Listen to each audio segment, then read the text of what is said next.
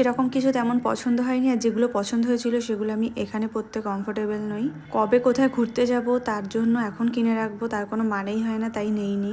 আর আমি গেছিলাম যেহেতু মধ্যমগ্রামের জুডিওতে, বেরিয়ে চলে গেছিলাম ডমিনোসে একটু খেতে, কারণ কিছু যখন শপিং করা হলোই না অন্তত কিছু খেয়ে তো আসবো নাকি। আর ডমিনোসের এটা একটা নতুন লঞ্চ করেছে যেটার নাম দিয়েছে চিজ চিকেন।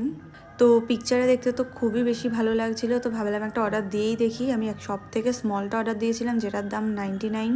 ভাবলাম নতুন জিনিস যখন একেবারে ছোটোটাই অর্ডার দিয়ে দেখি কেমন না কেমন হয়। তো সত্যি কথা বলতে খুব একটা খারাপ ছিল না। ওই কিছুটা হার্ব রাইস টাইপের ছিল, এছাড়া কিছুটা কয়েক পিস চিকেন, ক্যাপসিকাম এগুলোর ওপর থেকে একটু চিজ সরানো ছিল। খেতে খুব একটা খারাপ ছিল না, তবে কোয়ান্টিটি খুবই কম ছিল।